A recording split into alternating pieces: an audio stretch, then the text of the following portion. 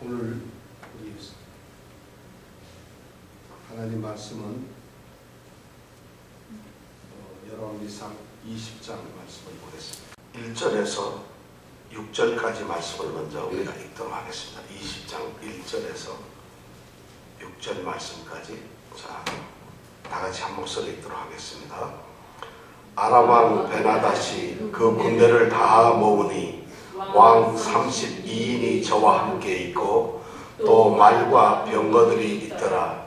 이에 올라가서 사마리아를 에워싸고 치며 사자들을 성중 이스라엘 왕 아합에게 보내어 이르기를 베나닷은 이르노니 내 은금은 내 것이요 내 처들과 내 자녀들의 아름다운 자도 내 것이니라 하매 이스라엘 왕이 대답하여 말하기를 내 주 왕이여 왕의 말씀같이 나와 나의 것은 다 왕의 것이니이다 하였더니 사자가 다시 와서 이르기를 베나닷은 이르노라 내가 이미 내게 보내어 말하기를 너는 내 은금과 처들과 자녀들을 내게 붙이라 하였거니와 내일 이맘때에 내가 내 신복을 내게 보내리니 저희가 내 집과 내 신복의 집을 수탐하여 무릇 내 눈이 기뻐하는 것을 그 손으로 잡아 가져가리라 한지라.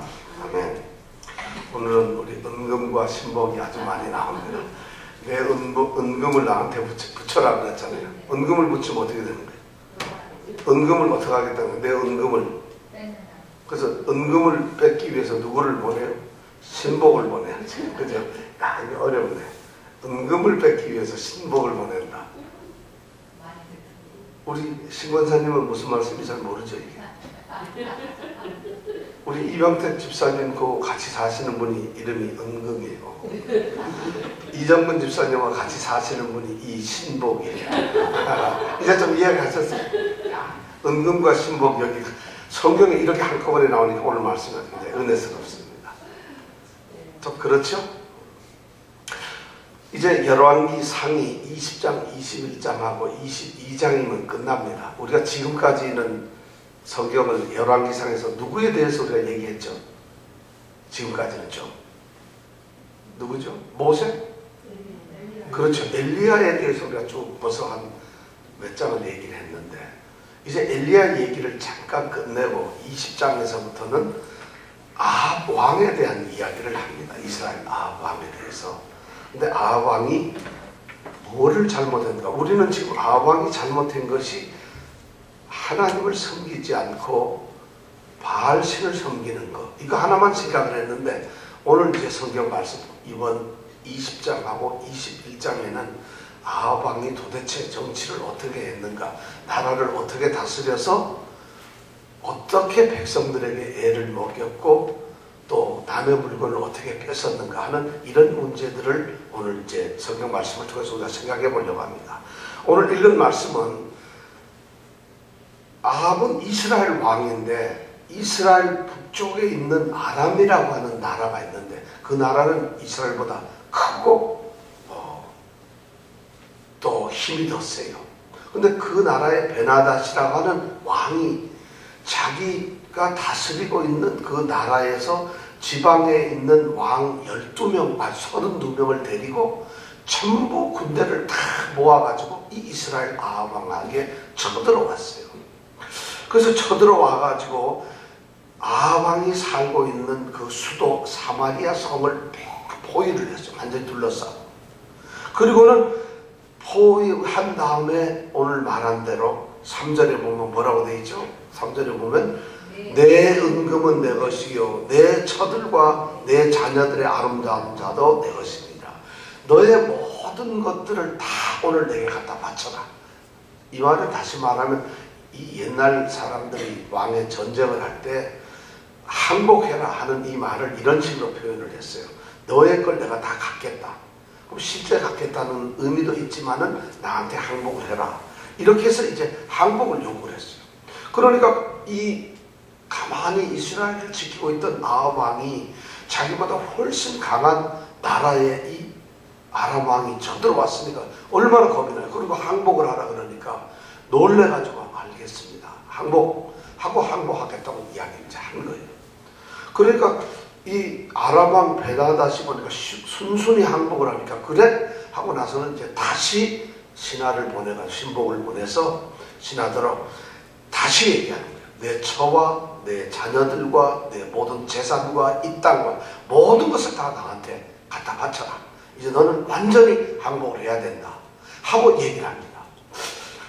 그 말을 들은 이스라엘 왕이 이 아합 왕이 얼마나 두렵습니까? 아, 이제는 우리가 꼼짝없이 나라가 망했구나, 우리나라는 끝이구나 하고 걱정이 되어서 어떻게 할지 몰라가지고 이제 7절에 넘어가 보면은 그 얘기를 갖다가 자기 나라 이스라엘에 있는 모든 원로들, 장로들을 부릅니다. 백성들을 불러요. 그래서 이제 묻습니다. 백성들에게. 자, 이거 어떻게 하면 좋겠느냐. 지금 아람 왕이 쳐들어와서 우리나라를 몽땅 가져가겠다. 항복을 하라는데 나는 자신이 없다. 항복하겠다. 왜냐하면 항복이라도 해야지 이 나라가 그나마도 버티지. 싸워봐야 백성들만 죽지 않겠느냐. 항복하자 하고 이제 얘기를 하는 겁니다. 그랬더니 이 장로들, 이 원로들하고 또 백성의 지도자들, 또 백성들은 울면서 얘기를 안 됩니다. 우리가 어떤 나라인데 항복을 합니까? 결사항전 죽어도 싸웁시다. 그러면서 전부 다 항복은 안 된다는 거예요. 자, 아합 왕이 이렇게 싸우면 이건 100% 지는 거예요. 무조건 지는 거예요. 왜냐하면 수가 상대가 안 되거든요. 힘도 상대. 그리고 여기 아합 왕네는 말이나 이런 병거도 적어요. 저쪽은 뭐 그거보다 한 몇십 배가 더 많거든. 그런데다가 그 아랍 왕은 인근에 있는 모든 왕들을 다 끌고 왔으니까 싸우면 무조건 지잖아요. 그러니까 이 아합 왕은 고민이 됩니다. 어떻게 하면 좋겠느냐. 그런데 이 자기 나라에 있는 이 장로들과 백성들은 그래도 싸우겠다고 막 우기니까 드디어 이 아합 왕이 그렇다면 백성들이 그렇게 원한다면 우리 싸우자 하고 이제 싸우겠다고 말을 합니다. 그러니까 싸우겠다고 하니까 그렇게 이제 하니까 이 베나단 이 아람 왕이 뭐라 하냐면 싸우겠다고. 좋았어.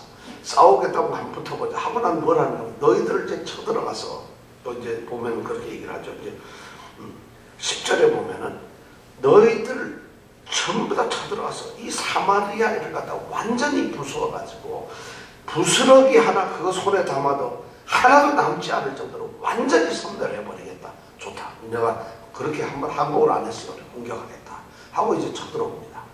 그러니까 그렇게 딱 통보를 하고는 이제 공격을 하는 거예요. 그러니까 이 아합 왕이 놀라가지고 그 왕에게 대답을 합니다. 뭐라고 대답을 하느냐 하면은 11절에 보면 아주 멋있는 말을 대답을 합니다. 11절에 자 같이 한번 읽어볼까요? 시작.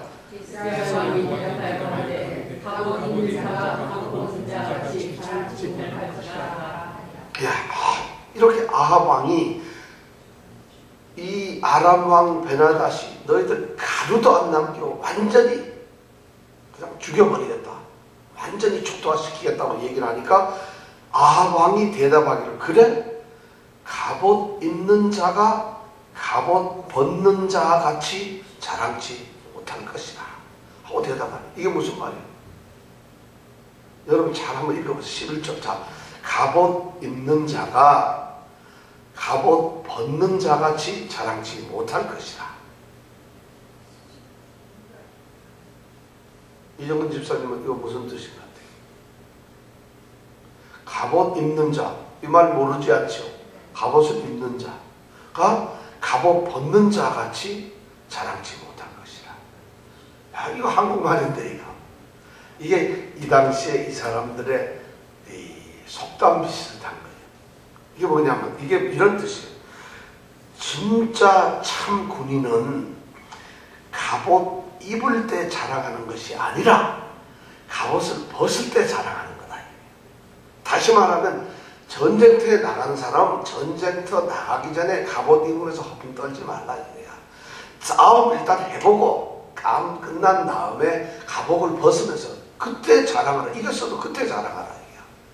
그러니까 함부로 큰 소리 치지 말라 이런 뜻입니다. 아시겠습니까? 자 다시 한번 읽어볼까요? 자 갑옷 입는 자는 갑옷 벗는 자 같이 자랑하지만 갑옷 입는 자가 갑옷 벗는 자처럼 먼저 나가서 자랑하지 말라는 거예요. 싸움은 우리나라 말로 하면 이건 뭐예요?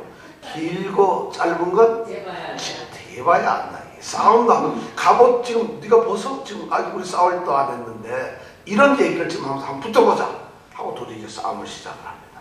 자, 그렇게 딱 하고 대답을 보내니까 아람 왕이 얼마나 가짜났겠어요. 12절에 보면은 싸움할 생각은 안 하고 죽으려고 네? 죽으려고 그냥 백을 쓰고 있구나.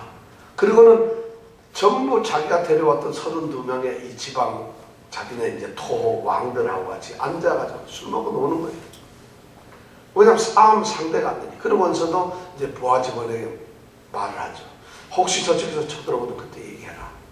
아마 항복하러 올 것이다 하고 이제 우리가 술 먹고 놀고 있어요. 자, 그래가지고 13절부터 이제 22절은 드디어 싸움이 벌어집니다. 자, 그렇게 막상 싸움을 벌어지고 해서 이쪽에서도 이스라엘 백성들도 이제 전부 다 싸움하러 나갔고, 그리고 저쪽에서도 싸움을 하러 나와서 지금 하는데, 싸움터에 딱 서로 군대가 나와가지고는 싸움을 할 생각은 안 하고 이 아람 왕은 술 먹고 지금 있다는 거예요. 왜냐하면 상대가 안 돼. 여러분 생각해보세요. 여기 10명인데 여기 100명이야. 그럼 싸움이 되겠어요? 안 되겠어요? 전혀 안 되잖아요. 그러니까 아람 왕은 완전히 무시해버리고, 그리고는 장군들더러 조금 있으면 항복하러 올 때니까 받아들여 하고 이제 있는 거예요. 자, 아람 왕이 얼마나 걱정이 되겠어. 막상 백성들하고 우리 이 장로들이 싸움을 하자 했지만 싸움이 결과는 드러난 거거든요. 그런데 바로 그때 하나님께서 하나님의 이 선지자 한 명을 아왕에게 보내줍니다. 그러면서 아왕에게 보내다가 13절에 보니까 뭐라고 하는가? 13절만 한번 우리 같이 한번 읽어볼까요? 시작. 한 선지자가 이스라엘 왕 아합에게 나아가서 가로되 여호와의 말씀이 내가 이 큰 무리를 보느냐? 내가 오늘 저희를 내 손에 붙이리니 너는 내가 여호와인 줄 알리라 하셨나이다. 지금 두려워가지고 싸움을 하면서 떨고 있는데 하나님의 선지자가 나타나서 하나님께서 이런 말씀을 하셨다는 거예요. 근데 그 말씀이 뭐냐면, 자, 아람 군대를 봐라. 얼마나 대단하냐. 그런데 오늘 저 사람들을 너의 손에 붙여버릴 것이다. 그런 붙인다. 그러니까 너는 그 대신에 내가 여호와인 줄 알아.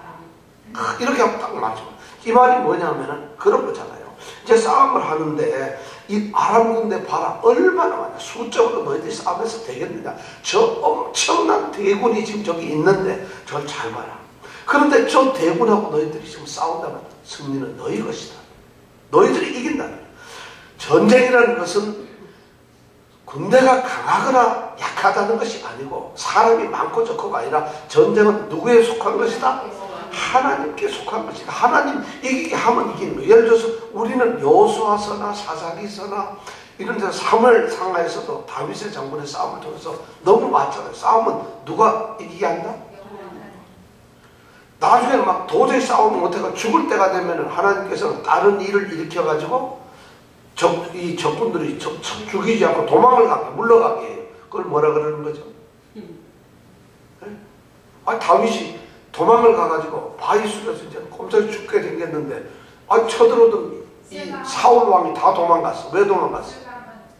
예, 맞아요. 그런 일이 역사가 일어난다는 거예요. 그러니까 절대 사람의 일이 아니라 이건 하나님의 일이라는 거죠.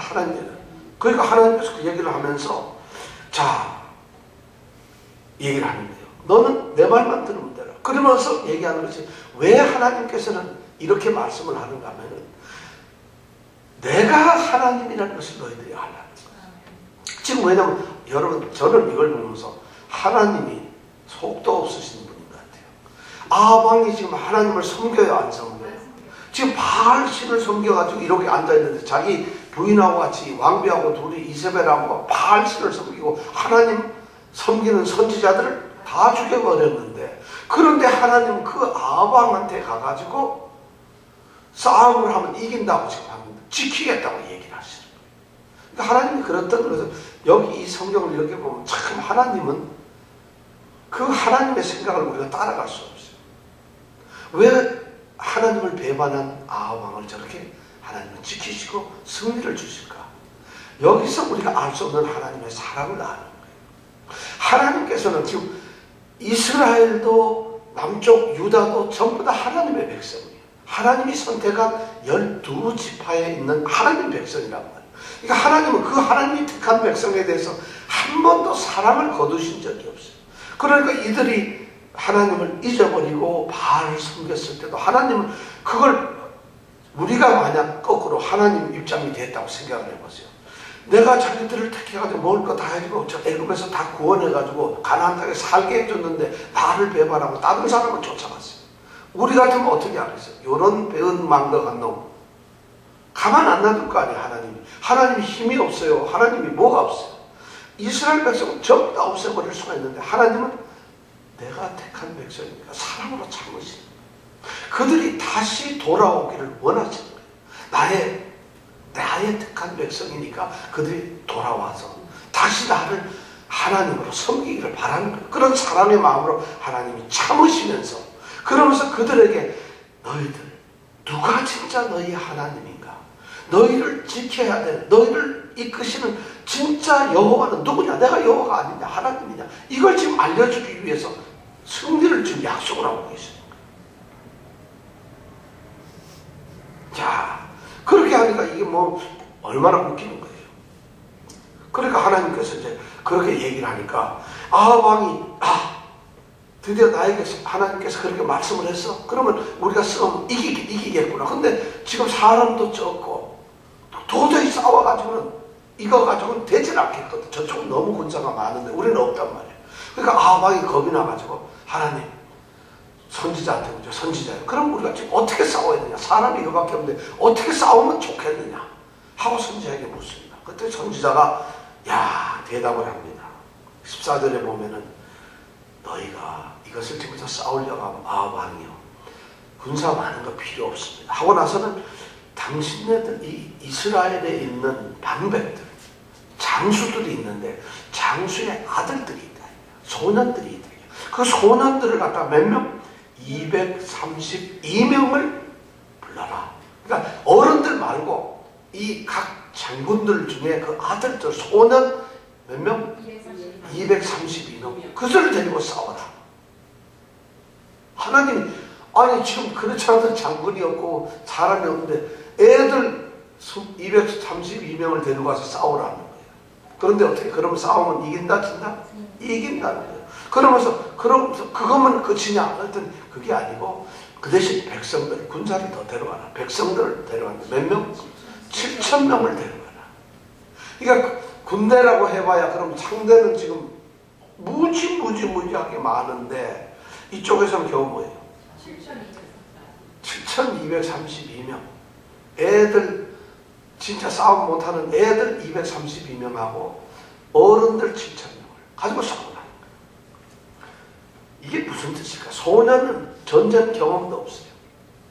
싸움만큼 용맹스럽지도 않아요. 싸움에 대해서는 자신감 한 번도 없어요. 그러니까 싸움을 하면 100% 지는 거예요. 이렇게 무력하고 아무것도 못하는 애들을 왜 230명을 데려가서 싸우게 할까? 하나님의 뜻이 있어요. 승리는 누구에게 있는 것이다? 바로 그걸 확실하게 보여주는 거예요. 상대가 아무리 많아도 애들 232명 데리고 가도 이긴다는 것이. 마치 하나님께서 기드온이 몇 명 데리고? 300명 데리고 가가지고 10만 명이 넘는 10만 3천 명을 갖다가 묻히려는 거 아니에요. 그러니까 하나님은 숫자 가지고 싸우는 게 아니에요. 232명이 애들 데리고 가라. 그래서 이 싸움이 진짜 너희들의 힘도 아니고 너희들의 작전도 아니고 너희들이 뭐 운연도 아니고 전적으로 하나님이 이기게 하신 거라는 것을 알게 해줘. 거기다가 또 몇 명? 7,000명. 이 7,000명은 또 상대하고 군인하고 사이가 안 돼. 근데 왜 여기서 7,000명이 나왔을까? 우리가 지난장 19장에서 뭐를 배웠어요? 엘리야에게 말했죠. 너에게 아직도 바알에게 무릎을 꿇지 아니하고 바알에게 입을 맞추지 않은 사람 남은 자 몇 명? 7,000명을 남겨두었다 그랬거든요. 그 사람이 싸움에 나온 건 아닌데 하나님께서는 7,000이라는 숫자를 여기서 사용하시면서 다시 말씀드려서 이 땅에서 내 이름을 더럽히지 아니한 7,000명의 사람이면 충분하다는 거예요. 싸움을 하고. 그러니까 그런 사람들이 나를 위해서 하나님을 위해서 이름을 위해서 싸우면 된다는 것이에요. 굉장히 의미 있는 이런 것을 선지자를 통해서 지금 아방에게 얘기합니다. 자, 그렇게 되면 이제 이렇게 해서 싸우게 되면 하나님은 승리를 주게 될 거고, 승리를 하면은 요 소년들이 집에 가서 뭐라고 얘기를 하겠어요? 전쟁 끝나고 나면, 야, 오늘 싸움하러 나갔는데 나는 칼이 무거워 들지도 못했는데 저놈들이 막 죽었어. 이럴 거 아니겠어요? 그럼 야, 어떻게 그래 이겼냐? 그러면 누가 이기게 했다 그러겠어요? 하나님이 이겼겠다. 애들을 우리가 잘 가르치니까. 그러면 애들이 전부 다 하나님을 믿어야 돼요. 이 녀석들은 아직도 어른들은 바알한테 가서 이러는데 애들은 바알한테 이게 좀 아직 안 할 거 아니에요. 하나님께서는 아마 그런 의도가 있으셨던 거예요. 순수한 애들을 통해서 하나님이 여호와라는 것을, 여호와가 하나님이라는 것을 이제 알리실 그런 의도가 있었던 거예요. 그래서 그들이 정말 하나님을 쫓는 그런 신앙을 갖게 하기 위해서 하나님은 아마 이렇게 하셨을지 모르겠어요. 이렇게 해가지고 싸움을 했는데 보니까 이스라엘이, 저 사람들이 지금 뭘 먹고 있어요? 술을 마시고 있잖아. 그리고 취해가지고 지금 이 아람 왕은 완전히 싸울 생각하고 술 취해가지고 지금 뭐예요? 아마 쳐들어오면은 그게 쳐들어오는 게 아니고 항복하려고 올 것이니까 한 사람도 죽이지 말고 다 생포를 해라. 그러고는 전부 술 취해 있어요. 그런데 이스라엘 이 사람들 7,000명하고 230명이 일제히 공격을 해요. 공격을 하면 싸우면 어떻게 되겠어요? 이거는 당연히 이기는 거죠. 그러니까 술 취해가지고 정신 없는데 오니까 밑에 부하 직원이 가가지고 이제 베나다 왕한테 가서 얘기했죠. 지금 이스라엘이 쳐들어옵니다. 그래, 항복이야, 항복. 그 쳐들어오는 거 아니야. 생포해라. 술이 취해서 건드려 하는데 느닷없이 다치니까 이 아람이 거기서 완전히 전쟁에 접버린 거예요. 그래서 그 상대가 안 되는 순간 다 도망을 가고 말아요. 그래서 완전히 그걸 전부 다 몰아내버렸어요. 야, 그 전쟁이 바로 1차 침공이에요. 그렇게 해서 전쟁이 끝나니까 저 사람들이 돌아갔죠. 이 전쟁에서 승리는 바로 하나님께서 그런 승리를 아방에게 주시는 거예요. 근데 이 승리를 가만히 보면은 아람왕 베나다선에게는 뭐가 있었죠? 술이 있었지만은 이스라엘 아방한테는 뭐가 있었어요? 지금? 하나님 말씀이 있었어요. 그러니까 술로서는 이기지 못한다는 것이죠. 하나님의 말씀으로 해요. 그러니까 하나님이 함께 하시면 이긴다는 것은 아주 분명하게 보이죠. 그러니까 이 아람왕 베나다시 진 이유는 뭐냐면 첫 번째 이 교만이에요. 그렇잖아요. 저 수적으로 상대가 안 된데다가 애들 뭐 이렇게 소문 들어보니까 이건 싸움할 필요도 없고 항복이로구나. 애들 보내가지고 어른이 아니고 애들 보내서 항복하려는구나. 이렇게 생각하는 교만이에요. 교만은 패망의 선봉. 네? 교만은 패만의 선봉. 앞잡이다 이거예요. 교만한 사람은 쫄딱 망하는 거에 앞잡이다. 제일 먼저 망한다 이 말이에요. 이게 잠언서에 나오는 말인데, 그러니까 지금 교만했기 때문에 그 교만만 하는 게 아니라 교만하면 사람이 뭐가 되냐면 방심이 돼요. 이건 뭐 싸움할 필요가 없다는 거예요. 그러니까 이 아람 왕이 교만과 방심 때문에 죽어갑니다. 그래서 완전히 선멸되어 도망을 가버려요. 그러니까 이 선지자가 이제 아람 왕한테 나타나가지고, 왕이시여, 저 친구들이 지금은 도망갔지만 바로 쳐들어올 겁니다. 내년이면. 그러니까 내년에 쳐들어올지 모르니까 지금서부터 전쟁을 다시 준비를 해야 됩니다. 하고 이제 경고를 해줍니다. 그러니까 이 아합왕은 지금 한 거라고는 아무것도 두려워하다가 선지자 말 듣고는 그냥 이긴 거예요. 싸움도 뭐 애들 나가서 싸우고 그냥 이기고 온 거예요. 그러니까 이 아합왕은 그때 마음속에 어떻게 생각해요? 하나님을 어떻게 생각했어요? 아무 생각도 안 했다는 거예요. 하나님에 대한 감사나 두려움이 없어요. 그리고 전쟁 준비하라니까 또 이제 전쟁을 준비하려는데 전쟁 준비를 언제 어떻게 하겠어요? 그런데 그 다음에 이제 23절에 보니까 드디어 이제 전쟁이 또 시작이 돼요. 도망을 갖고, 그래서 패해가지고 완전 패망해서 도망을 간 이 아람 왕이 베나다시 생각을 해보니까 분하거든요. 그러니까 주변에 있는 참모들도 자, 이거 다시 싸움을 해야 되겠다. 어떻게 하면 좋겠느냐 하니까 참모들이 작전을 탁 세우는데 첫 번째 전략을 탁 세우는데 뭔가 첫 번째 이름이 왜 우리가 졌는 줄 압니까? 이유가 있습니다. 뭡니까? 뭐냐 그것입니다. 저쪽에 신이 여호와라는 게 이게 패인입니다. 저쪽에 여호와 때문에 우리가 졌습니다. 이렇게 얘기를 하는. 그러니까 야, 우리보다 나아요. 우리는 뭐가 좀 힘들고 안 되면 하나님께 내가 믿음이 없나 이런 걸 생각을 해야 되고 하나님을 떠나면 안 된다 했는데, 이 아람 왕은 지고 나니까 자기네들이 전쟁에 진 이유가 딱 뭐냐? 하나님 때문에 졌다. 여호와 때문에. 그렇게 딱 얘기하니까 이 아람 왕이 그래? 그런데 그럼 하나님 때문에 졌다면, 근데 거기까지는 아주 이 사람들이 굉장히 훌륭했는데 그 다음이 문제야. 왜 하나님 때문에 졌냐면, 여호와 하나님은 산의 하나님인데 우리가 산에서 싸웠다 이야. 이번에는 어디서 싸우느냐? 평지에서 싸우자 이야. 저 이스라엘이 섬기는 여호와 하나님은 산에 있는 산 하나님이다 이게. 근데 우리 신은 뭐냐? 우리는 평지의 신인데 이번에는 평지에서 싸우면 저 하나님 혼자 못한다. 야, 요새 그러니까 사람들이 하나님을 섬기는데 잘못 알고 있는 거예요. 하나님은 산내 하나님도 아니고 평지 하나님도 아니고 산 평지 다야. 산에 들에 다야. 하나님은 완전히 그런 하나님을 갖다 지금 이 사람은 그렇게 씁니다. 이 옛날에는 신을 갖다가 지역마다 신이 있었고 동네마다 신이 있었고 산에도 신, 나무에도 신, 온통 다 신을 섬겼어요. 지금도 뭐 미신을 섬기는 사람들 다 그러죠. 나무가 좀 이상하게 구불기만 야 여기서 신이 있다 그러죠. 돌이 좀 크지막한 게 하나 있으면 이 바위에 또 신이 있다. 우리 다 그러잖아요. 거기다 물 떠놓고 뭐 그죠? 애들 옷 갖다 놓고 이렇게 막 기도하고 그러잖아요. 바로 이 사람들이 여호와는 산의 신이니까 이번에 평지에서 싸우자. 사실은 이 사람들이 전략적으로 맞는 거예요. 군사가 적고 군사가 많고 이 차이가 뭐냐면, 군사가 적으면 산에서 싸우는 게 유리합니다. 군사가 많으면 평지에서 싸우는 게 유리합니다. 군대 갔다 온 이병택 집사님, 군대가 적으면 왜 산에서 싸우는 게 유리하고 군대가 많으면 평지에서 싸우는 게 왜 많습니까? 왜 유리합니까? 이 공병에 있다 보니까 이 전투병과가 아니라서 그렇죠. 수가 적으면은 이렇게 산에서 싸우면은 나무나 숲고 게릴라처럼 해가지고 싸우기가 쉬워요.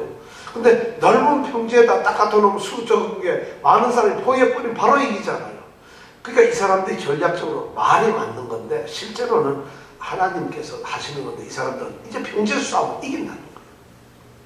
그 다음에 그게 이제 첫 번째 이유였고, 저 사람들이. 두 번째 이제 패배의 원인은 뭐냐면, 지방 장관들, 지방의 왕들을 데려가니까 이 왕들은 열심히 싸우려고 안 해요, 전부 다. 그러니까 이번엔 왕을 아무도 데려가지 말고 군대 장관을 데려가자. 군사 장관들을 뽑아가지고 그 사람들을 중심으로 해서 병력을 구분해야 됩니다.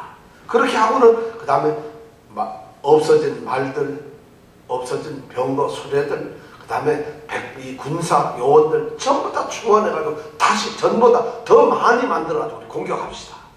그렇게 해가지고 자자자 해가지고 그 다음 해가 되었어요. 26절 한번 읽어볼까요? 26절 다 같이 한번 읽어보겠습니다. 시작. 해가 돌아오매 베나닷이 아람 사람을 점거하고 아벡으로 올라와서 이스라엘과 싸우려 하매, 드디어 해가 돌아왔다. 우리가 해가 돌아왔다는 이 말을 잘 들어요. 이게 성경에 보면은 특히 사무엘서부터는 해가 돌아온다 이런 말을 잘 해요. 옛날 사람들, 이스라엘이나 그 중동 지역의 사람들은 싸움을 할 때 싸움하는 때가 있어요.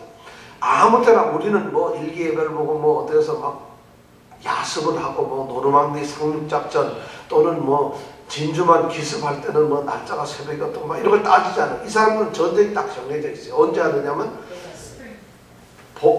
좀 늦은 봄서부터 여름 되는 그때 싸움을 꼭 해요. 어느 나라든지 다. 왜냐하면 그때는 비가 안 오는 때예요.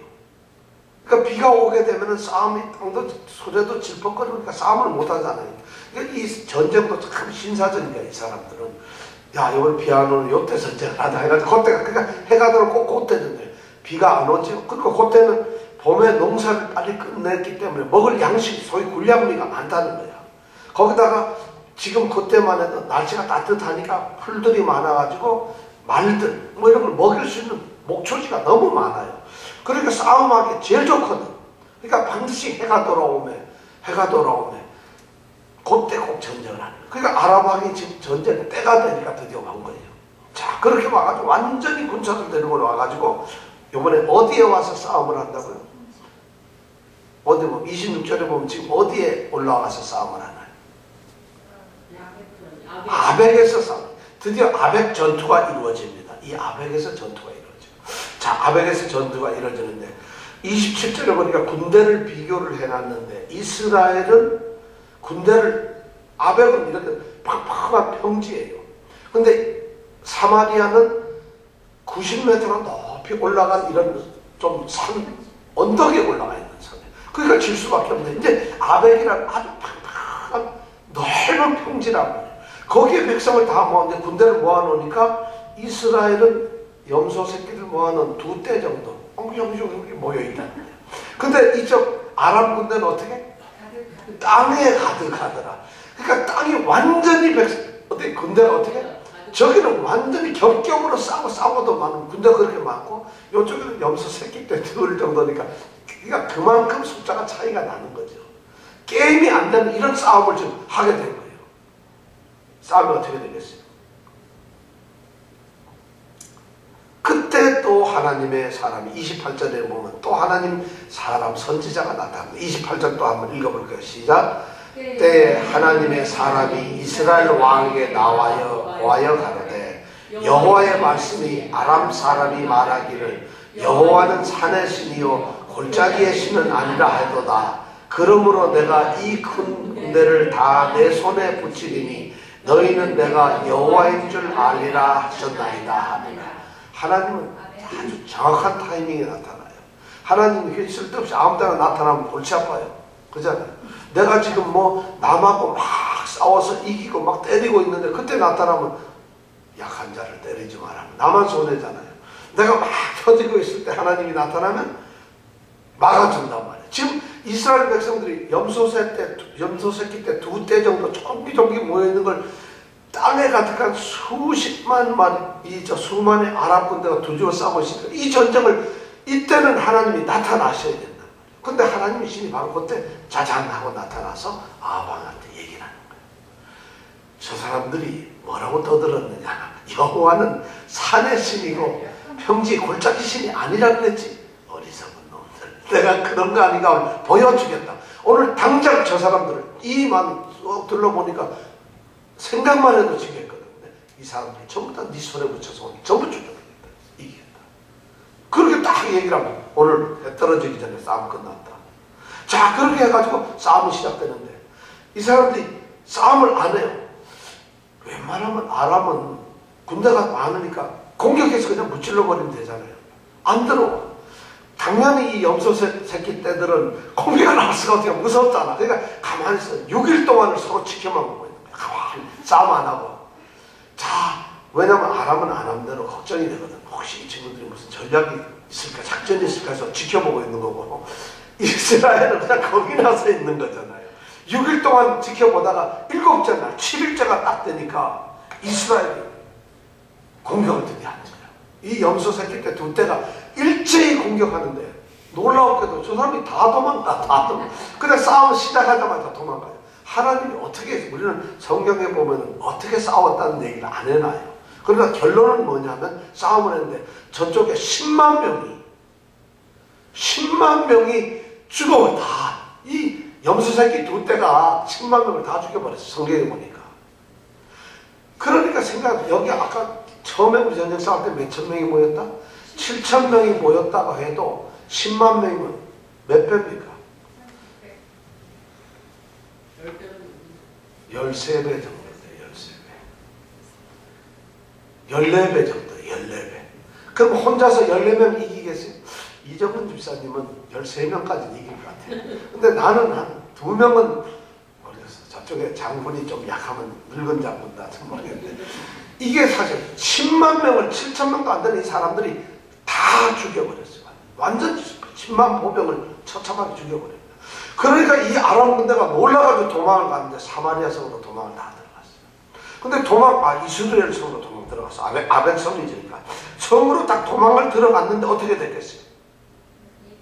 아벡 성으로 딱 도망갔는데 성문을 딱 닫는 순간 갑자기 성벽이 우르르 무너지는데 안으로 다 무너집니다. 거기서 깔려 죽은 사람이 27,000명이에요. 성경에 보니까 27,000명이 성벽이 멀쩡하게 있던 성벽이 왜 무너지는지 모르겠어요. 갑자기 성벽이 우르르 무너지면서 그 성벽에 깔려 죽은 27,000명이 깔려 죽었다. 그런데 그 중에서 이 아람 왕 베나닷은 용케 목숨을 살렸어요. 그래가지고 아벡성을 그 성 안에서 나오지 못한 지금 포위하고 있으니까 그래 도망해서 들어간 데가 골방에 들어가서 이렇게 숨는 거예요. 여러분 골방엔 숨으러 들어가는 게 아니고 뭐하러 들어가야죠? 그렇지. 근데 지금 이건 도망가다가 지금 골방에 이 베나닷 왕이 숨어 있어요. 이제는 아유 생각을 해보세요. 싸움에 져가지고 있는데 아벡성은 누구 성이에요? 이스라엘 자기네 건데 그 안에 다 있잖아요. 그러면 거기 가서 숨어있는 왕을 못 죽일 이유가 없죠. 10만 명도 죽였는데 그건 도망갔자 이건 죽는 거거든요. 무조건 죽은 거예요. 이거는. 자 그런데 죽었으면 좋겠는데 이게 죽질 않는다는 거예요. 31절에서 34절에 보니까 그 도망간 베나닷 아람 왕 신하들이 또 있거든. 근데 신하들이 아주 또 계략을 싹 쓰는 거예요. 왕이시여, 이제는 꼼짝없이 죽었는데 좋은 방법이 하나 있다. 뭐냐? 이스라엘 왕들은 굉장히 자비하다, 인자한 왕들이다. 굉장히 마음이 좋고 착해. 거의 이병석 집사님 수준 되는 거야. 굉장히 착해 사람들이. 그러니까 왕이시여, 무조건 죽었다 하고 살면서 항복하고 죽는 신호 항복에 살려달라 그러면 반드시 살려준다. 야 그게 될까? 지금 싸움해가 이렇게 졌는데 됩니다. 한번 해보세요. 이스라엘 왕들은 그렇게 악하지 않아요. 그러니까 이 신하의 말을 듣고 이 베나닷 왕이 삼배 옷을 탁 떨어진 거리를 입고 머리를 죄를 부리고 막 완전히 폐잔병철만 어슬렁 걸어 나가지고 누구 앞에 갔겠어요? 아합한테 갔어요. 이스라엘 왕 아합한테 가서 왕이시여, 우리 왕하고 나하고는 형제가 아닙니까? 이러면서 내가 죽을 죄를 졌는데 나를 참 죽이든가 말든가 살리든가 용서해달라. 야, 이 아합왕이 그걸 보고 어떻게 했겠어요? 아합왕은 이건 나쁜 왕이잖아요. 우리 같으면 쳐들어온 걸 놔두겠어요. 하나님의 명령이 다 죽이라 그랬는데, 근데 아합왕은 순간적으로 생각합니다. 측은한 마음이 드니까 그 베나닷 왕을 죽이질 않는 거예요. 너는 나의 형제가 아니냐, 이리 오시오 하고 또 그걸 살려주는 거야. 그리고는 둘이 앉아서 그래 내가 살려줄 테니 걱정하지 마라. 그러니까 베나닷 왕은 얼마나 감지덕지예요. 그러니까 왕이 우리는 형제인데 전에 당신네들 선조가 누구냐? 다윗이거든. 그때 이 다메섹이고 아람이고 전부 다 그쪽 당신네 나라 땅이었는데 이거 당신네 돈은 다 가져가시오. 죽게 생겼는데 나라 뭐 땅덩어리가 무슨 소리 있겠어요. 그러니까 이 베나닷 아람 왕이 땅 다 가져가고 다메섹 그 성에 옛날에 당신들이 거기 전진 기지가 있어가지고 거기서 통행세 받았는데 거기에다가 다시 그거 세우라 이거 거리를 세워가지고 거기서 장사하고 다 해먹어요.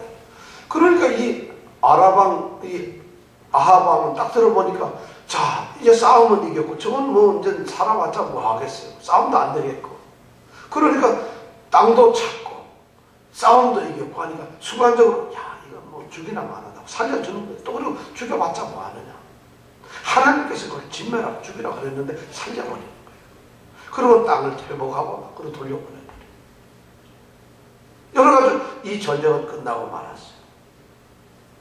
이 전쟁이 그래가지고 완전히 끝나고 말았고 이제 이 베나닷 왕은 완전 패잔병이 돼서 자기 나라로 가버렸고 그리고 이 아합 왕은 이제 이기고 나서 의기양양해가지고 드디어 사마리아 성에 입성을 하고 개선장군이 됐죠. 근데 그때 이제 문제가 하나 생기는 거예요. 하나님께서 지금 노여움을 하셔요. 얼마나 하나님이 진노하셨겠어요. 지금 하나님께서는 이 베나닷 아람 왕을 죽여야 된다. 진멸하라, 멸해라 하고 명령을 했거든요. 네 손에 붙였다는 얘기는 죽여버리라는 얘기거든요. 완전히 그래서 진멸이라는 말은 뭐냐면은 그걸 갖다 완전 죽여서 없애버리는 거예요. 심하면 그 가족이고 재산이고 모든 걸 갖다 완전히 쓸어버려서 다 죽여. 이것이 하나님의 심판이거든요. 그렇게 하라고 하는데 이 아합 왕이 그 하나님의 심판의 명령을 어겼어요. 생각해보니까 땅도 도로 찾았지 또 인간적으로 생각해보니까 죽일 필요도 없어요. 또 더 중요한 것은 그 당시 국제 정세가 아람이라고 하는 나라가 있는데 그 주변에 아시리아라고 하는 새로운 신흥 국가가 막 일어서는데 이게 너무 세요. 성경에 보면 아시리아 이 왕국은 바벨론이나 로마처럼 아주 강국이에요. 그 나라가 일었으니까 앞으로 아람하고 잘 협력해서 저 나라를 무찔러야 되겠거든. 뭐 복잡한 생각 때문에 살려져 버리고 말이에요. 자, 그런 일이 벌어졌어요.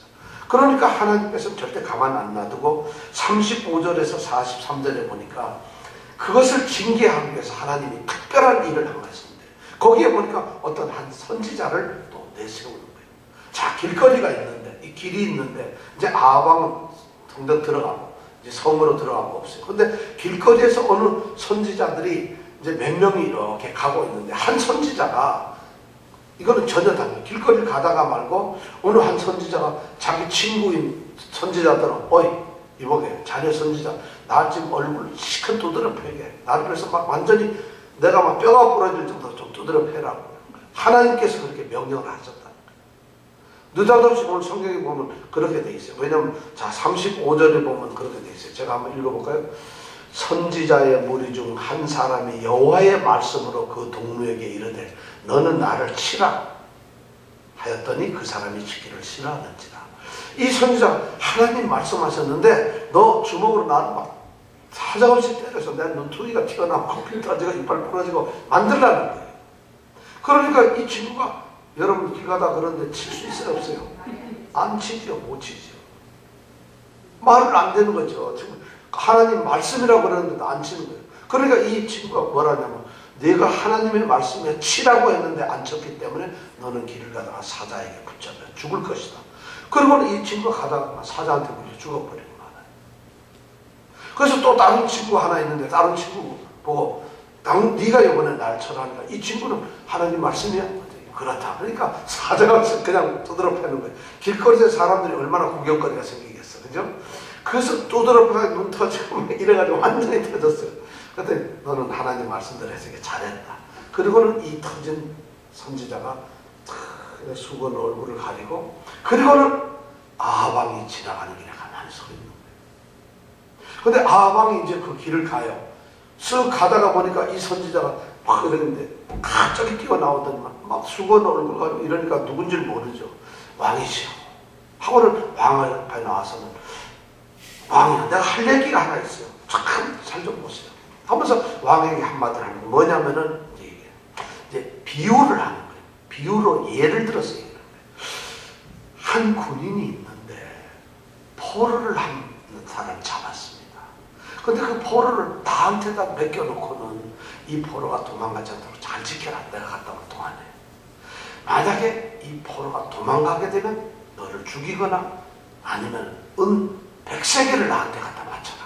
이렇게 말하고 나를 보고 지키라고 했습니다. 그러니까 자기가 지켰다. 알겠다고 갔다. 그래서 자기가 지키다가 볼 일이 생겨가지고 잠깐 자기가 피했는데 갔다 와보니 이 포로가 없어졌다는 거야. 그랬더니 자 이렇게 됐는데 왕이시여 내가 어떻게 해야 됩니까? 하고 아방한테 물어봤다. 그럼 아방이 뭐라고 대답을 했어요? 40절에 한번 볼까요? 40절에 뭐라고 되어 있는가? 자, 40절에 같이 한번 읽어볼까? 시작. 종이 이리저리 일볼 동안에 저가 없어졌나이다. 이스라엘 왕이 저에게 이르되 내가 스스로 결정하였으니 그대로 당하여라 하리라. 제가 볼일 좀 보고 이리저리 왔다가 와서 보니까 좀 없어졌어. 포로가 어떻게 하면 좋아요 하니까 아방이 넌 네가 정했지 않냐 스스로. 그러니까 네가 그대로 당해야지. 네 생명을 뺏기든지 은 100세겔이라는 거는 한 달간 무지무지한 돈이에요. 그걸 네가 이제 그렇게 해야 된다. 이렇게 딱 얘기를 해요. 그러니까 그 말을 딱 듣자마자 선지자가 수건을 쓱쓱쓱쓱 걷는 거야. 왕이 쫙 보니까 이거 자기한테 맨날 하던 그 선지자거든. 이거 큰일 났어요. 선지자 선지자님 아니십니까? 그렇소이다. 왕이시여 잘 들으시오. 하고선 42절서부터 이제 얘기를 합니다. 왕이시여 하나님 여호와 말씀이 하나님이 죽이기로 작정한 진멸하기로 작정한 이 베란사를 당신 손으로 죽였어야 되는데 당신이 살려줬다 이게야. 하나님이 죽이라고 명령을 했는데 당신이 살려줬으니까 그 대가를 치러야 된다는 거야. 그 대가는 다름 아니라 당신이 그 자리에 가 있어요. 그게 무슨 말이야? 네가 진멸을 당해야 된다. 하나님 여호와의 명령이 그 아람 왕은 반드시 죽여라 이렇게 했으면 죽여야 되는 것인데 네가 타협하고 땅 차다오고 이렇게 좋다 해서 살려줬으니까 그 죽여야 될 운명이 바로 네가 대신 잡는다. 네가 죽어야 된다는 걸 하나님 말한다. 아합이 그 이야기를 들으니까 아이고 이거 죽었구나. 드디어 하나님께서는 이 아합 왕에게 하나님의 말씀을 듣지 않는 아합 왕에게 그런 경고를 내리신 거예요. 이제 심판을 내리신 거예요. 참 이 아합은 정말 죄가 많은 거예요. 여러분 생각해 보세요. 전쟁이 2번씩이나 일어났는데 전쟁이 되질 않아요. 싸울 수가 없고 상대가 안 되는데 그 싸움을 여호와의 말씀 때문에 이겼어요. 왜냐하면 내가 하나님인 줄 알라. 이렇게까지 하나님께서 약속을 하고 싸움을 이기게 했잖아요. 그 싸움을 이기게 하면서 반드시 그 아람 왕을 죽이라고 했으면 여러분 어떻게 해야 돼요? 죽여야 되죠. 근데 하나님 명령을 어겨버려요. 고의로 의도적으로 어겨요. 여러분 이게 사실 우리가 생각하기에는 야 저쯤 되면 우리는 하나님 믿어야지. 도저히 안 되는 걸 갖다가 하나님 믿어야 돼. 그렇게 믿어지는 게 아닙니다.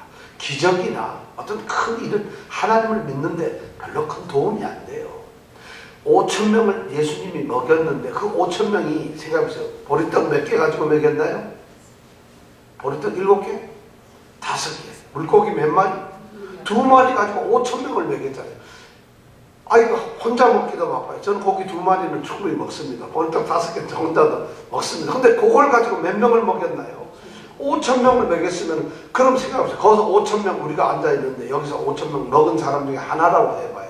그럼 그 예수님이 그 5개, 떡 5개하고 고기 2마리 가지고 하나님한테 하나님 이제 이들에게 먹게 하겠습니다 하고 그걸 줘가지고 앉아있는 5,000명을 먹였다면 내가 거기서 5,000명 중에 하나라면 하나님 예수를 믿겠어요? 안 믿겠어요? 오은금 집사님 믿어요? 안 믿어요? 내가 좀 안 믿어. 이거 뭐 뻥이네. 이러나? 아니 5,000명 중에 하나인데 내가 먹고 있는데 그걸 안 믿겠어. 근데 그 5,000명이 안 믿는 거예요. 예수를. 그걸 얻어먹고도 안 믿는 거예요. 자기 눈앞에서 안전뱅이가 일어난 걸 보고도 야 왜 일어났대. 그러고는 믿질 않아요. 기적은 절대 예수를 우리가 그렇게 해서 예수 믿는 거 아니에요. 사실은. 예수를 믿는 건 하나님이 우리 마음속에 믿도록 해야만 믿는 거예요. 믿음은 은혜를 주셔가지고 또 믿을 마음을 줘야지 믿는 거지. 하나님이 믿음 마음을 안 주잖아요. 우리가 믿지 못해요. 우리가 성경을 읽지만 읽을 수 있는 눈을 줘야만이 성경을 읽고 눈물이 나고 감동이 나고 은혜를 받지. 그런 눈을 안 주면 성경을 읽으나 마나요. 솔직히. 우리 요즘 사순절에 성경 열심히 읽고 이 카톡에 글을 안 올리는 사람 요즘에 우리가 한 명 있네요. 그럼 다 올리는데 웃는 사람만 안 올리는 것 같아요. 근데 그래도 올리는데 그거 성경을 볼 수 있는 눈이 열려야지 성경을 읽게 되는 거예요. 성경의 말씀을 깨달을 수 있는 마음이 있어야지 그 성경 말씀이 은혜가 되는 거예요.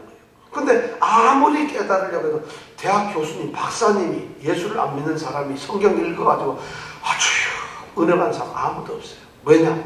하나님이 그런 마음을 안 줬기 때문에 그래요. 박근혜 대통령이 성경 읽고 나서 솔직히 내가 잘못해서 이런 은혜 안 받아요. 왜냐면 그 마음을 안 주니까. 하나님 그 우리 생각에는 성경 읽고 할까 절대로 그게 되는 게 아니에요. 은혜는 벌써 마음입니다. 이 아합왕이 2번씩이나 전쟁을 이기게 했는데 아무것도 아닌 데서 이기게 했고 내가 여호와인 걸 알게 하리라 하는데도 여호와를 모르는 거예요. 그러니까 징계를 받는 것이죠. 참 그렇게 참 놀라워요. 근데 여러분 가만히 생각해보세요. 이 선지자 중에서 사자한테 물려 죽은 이 선지자를 한번 생각해보세요. 선지자 둘이 친구예요. 선지자가 친구란 말이야. 근데 이 친구가 느닷없이 하나님이 말씀하는데 나 좀 얼굴 좀 때려라. 여러분들 같으면 때리겠어? 안 때리겠어요? 여러분들 같으면 예를 들어서 우리 김진아 권사님이 신수록 권사님한테 권사님 이거 하나님 말씀하셨는데 나 얼굴 좀 때려줘요. 하나님 말씀 진짜야 가짜야? 묻죠? 그거 때리겠어요? 설사 하나님 말씀이라 해도 우리 인간적으로 권사님 그래도 그렇지 안 때려도 하나님 이거 용서하셔. 하나님 말씀이라도 무슨 얼굴 때리는 게 어디 있어? 우리는 아마 이럴 거예요. 그죠? 어쩌면 이 선지자도 그랬을 거야. 내 친구인데 어떻게 뺨을 때려? 그리고 무슨 하나님이 그럴 수가 있어? 인간의 생각하고 정말 하나님의 생각이나 계획이나 하나님의 뜻은요, 우리 상식하고 다를 수가 있다는 거예요. 근데 우리는 하나님의 뜻을, 하나님의 명령을 내가 생각을 해서 상식적으로 판단을 해버려요. 하나님의 뜻을 우리가 알 수 있나요? 하나님께서 때리라 그랬으면은 그 선지자는 하나님께서 그러셨다. 그럼 참 선지자 같으면 자기가 하나님께 물어보고 그게 하나님의 뜻입니까? 하면 아무리 동료라도 왜 때리는지 이유도 모르고 조건이 없는 거예요. 때리는 거예요. 그냥. 그게 하나님의 뜻이잖아요. 하나님께 순종한다는 것은 우리가 바로 그런 거란 말이에요. 그런데 우리는 인간의 예언, 인간의 상황, 인간 감정, 인간적인 것 때문에 하나님보다도 그걸 갖다 더 생각해요. 이건 누구나가 그렇습니다. 우리가. 여러분 기도의 응답을 못 받는 이유는 인간적으로 생각, 기도 응답, 기도해서 하나님 들어주겠어 이런 거를 우리 생각으로 생각하는 거예요. 왜 자꾸 하나님의 생각, 하나님의 뜻을 우리 뜻을 알고 끌어들이느냐 이게요. 우리가 하나님 뜻 안으로 들어가야 되는 것이죠. 그런 거 보면 정말 우리는 그런 경우가 너무 많아요. 하나님 뜻은 말이죠. 우리가 처한 상황에서 도저히 이해가 안 되는 게 많아요. 우리 이성, 우리 경험으로 봐서 이거는 하나님께서 하시는 뜻이 말이 안 돼요. 우리가 이번에 읽은 성경 중에서 내 이웃을 사랑하고 너를 핍박하는 자를 어떻게? 너를 핍박하는 자를 저주하지 말고 사랑하라. 여러분 솔직한 얘기로 그 말씀을 말이 좋아서 나를 핍박하고 못 살게 하고 내 원수를 사랑하라. 그거 여러분 지켜집니까? 돈 떼먹은 놈은 어떻게 사랑하고 그걸 용서해줘요? 우리 저 머리 깎으러 와가지고 잔소리만 하고는 다 그다음 돈도 안 까고 나가면 그걸 용서하고 우리 손님 너무 이뻐요. 안녕히 가세요. 이러겠냐고요. 이것이 상식적으로 되겠어요? 근데 성경에 그 하나님 성경 말씀이잖아요. 우리가 지난주에 얘기했지만 어제 그저께 얘기했죠. 이정은 집사님 왼밤을 때리면 어떻게? 오른밤 갖다 대면 되겠어요? 그것이 하나님의 뜻이란 말이에요. 상식적으로 우리가 안 되는 거예요. 그래서 우리가 여기에서 중요한 것이 뭐냐면 기도의 응답이라거나 하나님의 은혜나 축복을 받는 비결이 뭐냐면 순종이라는 거예요. 순종. 아합이 하나님 지니까 겁이 나고 두려우니까 이기려고 하나님께 순종을 하니까 이긴 거지. 그 다음에 이기고 나니까 순종을 안 해버려요. 죽이라는 걸 갖다 안 죽였다는 거예요. 이게 문제예요. 그러니까 순종이라는 건 뭐냐면 자기 생각을 하다 보니까 왜 죽여? 땅도 생기는데 이익인데 그러니까 아합 왕이 베나다시 살려버리고 마는 거예요. 우리는 안 그럴 것 같지만 우리도 그런 상황이 되면은 우리가 먼저 나서는 거예요. 우리가 오늘 이 시간 꼭 기억해야 될 말은 순종은 이해해서 되는 것이 아니라는 거예요. 나는 이해가 안 되니까 순종을 못 하겠어요. 하나님 말씀은 나는 이해가 안 돼요. 그래 절대 이해가 안 되는데 어떻게 순종해요? 하나님의 말씀은 이해로 순종하는 것이 아닙니다. 왜냐하면 하나님 생각은 우리보다도 더 높고 달라서 우리가 몰라요. 사실 하나님. 지금 엘리야가 있잖아요. 여기서 가서 너는 아람 왕에게 가서 하사엘에게 기름을 부어서 왕을 삼아라. 너는 가서 엘리사를 만나서 기름 부어서 너의 제자로 삼아라. 엘리사가 누군지 어떻게 알아요? 근데 우리는 엘리사가 누구예요? 나 이해가 안 돼요. 못해요. 이럴 수가 없다는 거예요. 하나님의 계획은 우리가 모르는 거예요. 그러니까 순종은 이해 때문에 하는 것이 아니라는 거예요. 두 번째, 순종은 어쩔 수 없이 하는 게 아니라는 거예요. 그건 어쩔 수 없이 하는 건 그건 순종이 아닙니까? 하나님 어쩔 수 있냐고 내가 순종을 해요. 그건 순종이 아니에요. 또 순종은 말이죠. 하나님이 누가 강요에 의해서 순종해. 그래가지고 순종하는 것이 아니에요. 순종은 어떻게 하죠? 자발적. 내가 기쁨으로 하는 거예요. 이것이 하나님이 원하는 제사고 예배고 기도고 순종이라는 거예요. 기도해라 그러니까 기도한다 해서 기도합시다 하면 고개 머리에 꿇고 그냥 가만히 있어요. 주여 어쩌자는 거예요. 그것이 만약 기도 같으면 세상에 나는 그런 기도해가지고 들어질까 이 세상에 은혜 다 받아가지고 넘칠 거예요. 전부 다 사람들. 그렇게 근데 응답은 그렇게 안 되는 거라는 거예요. 순종은 이해가 아니다. 순종은 억지로가 아니다. 순종은 강요도 아니다. 순종은 그럼 뭘까요? 자발적인 기쁨이라는 거예요. 이것이 바로 순종의 비결이라는 거예요. 자, 우리가 항상 이거 생각할 때 이제는 순종 또는 말씀을 생각할 때 두 명을 생각하세요. 아하방을 생각하세요. 또 한 사람은 사자한테 물려 죽은 선지자를 생각하세요. 사자한테 물려 죽은 선지자.